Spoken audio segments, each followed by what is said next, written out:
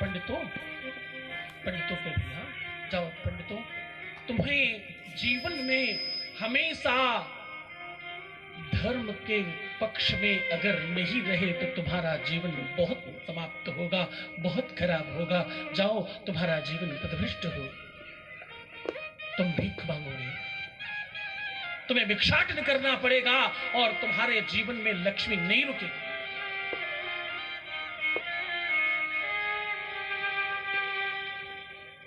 ऋषियों, तुमने भी इसमें साथ दिया है। कलिकाल में तुम्हारे नाम पर, तुम्हारे भेष पर लोग विश्वास नहीं करेंगे।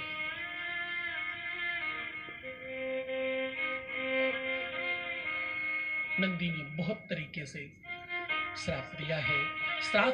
श्राप सभा का अपना बड़ा लंबा उपाख्यान है। आज समयाभाव की वजह से हम लोग इस कथा को आगे बढ़ा रहे हैं। सबने प्रार्थना की, भगवान शिव ने सबको क्षमा करते हुए अपना अपना पदभार सबको वापस दिया है। राजा दक्ष का सर कटने के बाद भी उनको बकरे का सर लगाया गया। विश्व के सबसे ज्यादा बड़े शिव भक्त बने। कहते हैं कि जो भी शिव पूजन में बकरे की आवाज निकालता है, देवादिदेव महादेव उससे सबसे ज्यादा प्रसन्न होते हैं। आपने देखा होगा लोगों को बकरे की आवाज निकालते ऐसे हाथ करके, हाँ ऐसे करते हैं। ऐसा करने से देवादिदेव महादेव सबसे ज्यादा प्रसन्न होते हैं। उनको बकरे का सर लगाया ही इसलिए, ध्यान से समझना, कहते हैं कि ज्यादा अभिमानी सर हमेशा है, इसलिए अभिमान सर पर नहीं चढ़ने देना चाहिए, पहली बात। दूसरा, संत कहते हैं कि बकरे का सर इसलिए लगाया क्योंकि बकरा जो है, ये जो प्रजाति है, इसका पेट कभी भरता नहीं। आप कभी भी कुछ डाल दो, खाना शुरू कर देगा। धर्म से, सत्संग से, पूजन से, कथा से जिसका पेट नहीं भरे उससे भगवान प्रसन्न होते हैं, इसलिए लगाया गया।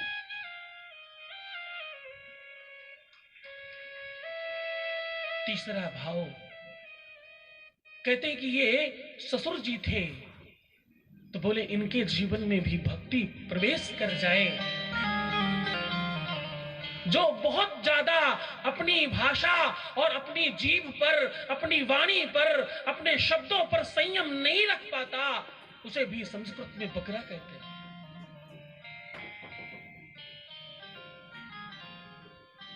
बकधातु। तो वेद और व्याकरण की संज्ञा से बहुत ज्यादा जो संयमित भाषा नहीं बोलता, अभिमानी ईश्वर जिनके होते हैं, उन्हें भी ऐसा कहा जाता है। बोले इसलिए उनको बकरे का सर लगाया।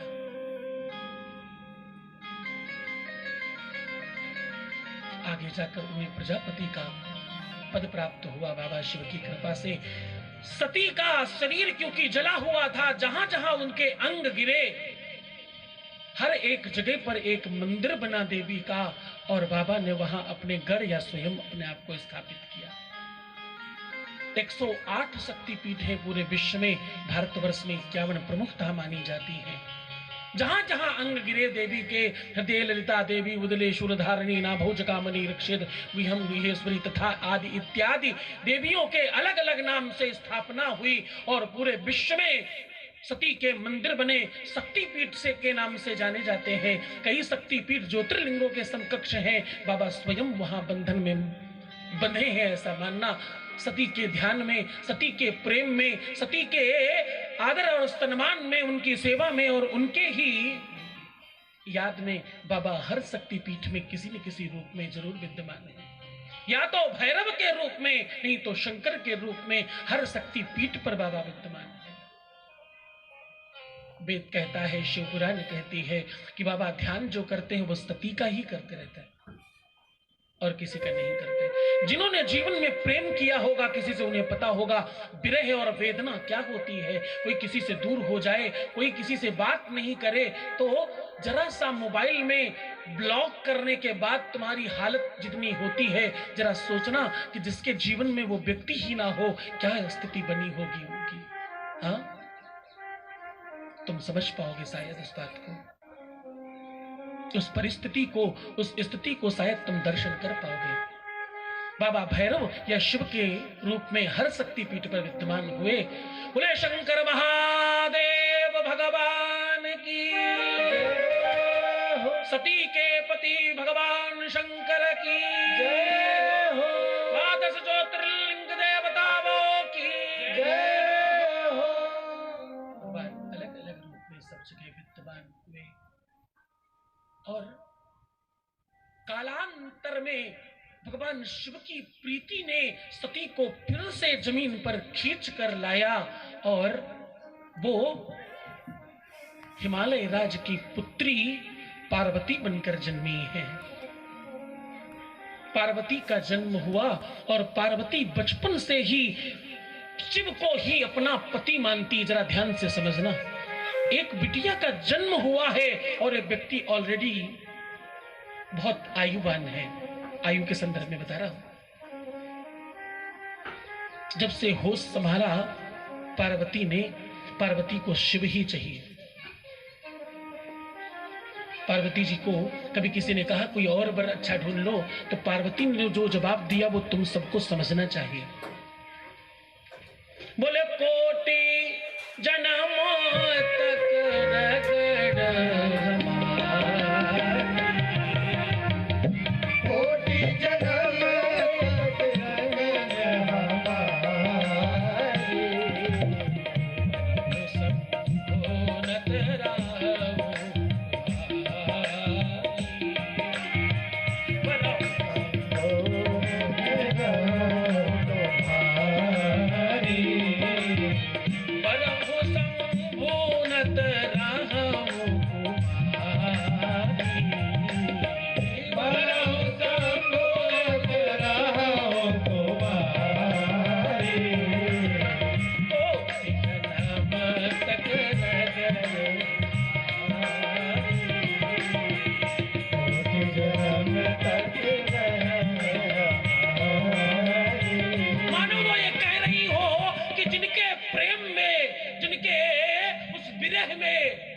चल रहे हैं, उनके अलावा मुझे कोई और नहीं चाहिए। जन्म जन्मांतर से शिव ही मेरे पति थे और आगे कई जन्मों तक शिव ही पति होंगे।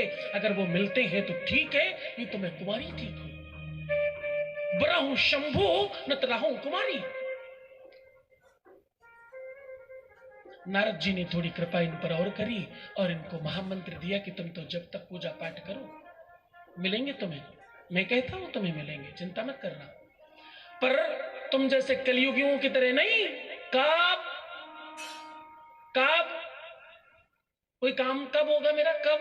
डेट बताओ, समय बताओ, ट्रेन का टाइम बताओ, फ्लाइट का समय बताओ, कब कहां कौन आ रहा है लेने पहुंचे। नहीं, पार्वती की श्रद्धा और निष्ठा और उनके जीवन की वो भक्ति ही भगवान शिव को सती की याद से, क्योंकि भगवान शिव शिवा के बाद सती से प्रेम करते हैं, बाकी कभी प्रेम कर नहीं पाए। शिव पुराण कहती है, मुझे कोई पूछ रहा था कि प्रेम क्या बार बार हो सकता है? उसका जवाब है, भगवान शिव ने अपने जीवन में सती के अलावा कभी किसी से प्रेम नहीं किया। एक बार, सिर्फ एक बार शिव से प्रेम किया सती ने, और सती से शिव ने, इसके अलावा कभी प्रेम नहीं किया। दूसरी बार पार्वती ने शिव से प्रेम किया, शिव ने नहीं किया। दूसरी बार पार्वती ने शिव से प्रेम किया। हमारे देवी देवताओं की परंपरा है ये, जिसका निर्वाहन मैं अकेला कर रहा हूं पूरी दुनिया में। कुछ ही लोग समझे मैं क्या कह रहा हूं। क्योंकि ये बात सार्वजनिक नहीं कहने वाली, इसलिए नहीं कहा इसे। तो जो अपन रोज गाते हैं ना कि बाबा बांट रहे हैं प्यार संभालो शिव भक्तों, वही वाली बात कर रहा हूं मैं।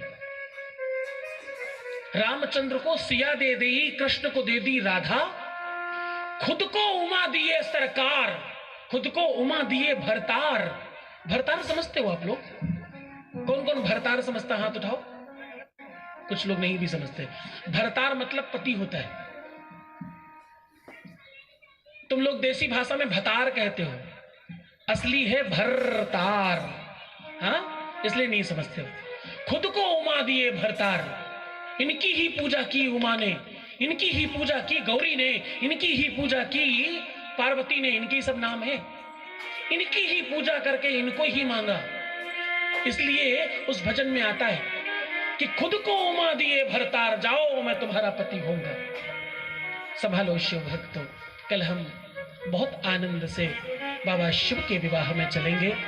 कौन कौन बराती बनना चाहता है हाथ उठाना।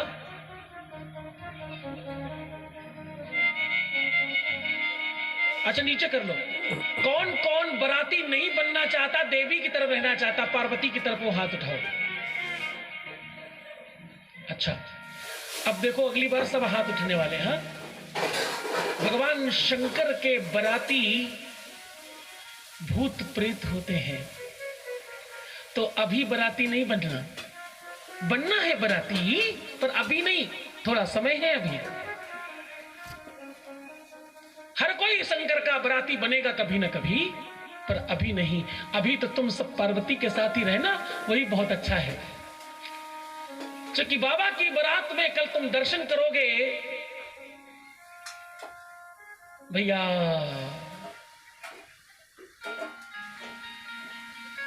को मुख न विपुल मुख काहू नमः शिवाय, को मुख न विपुल मुख काहू नमः शिवाय, नमः कर गो बहुपद बाहू नमः शिवाय, विपुल नयन गो नयन मीना नमः शिवाय, इष्ट भोज गो अभिगल कीना नमः शिवाय,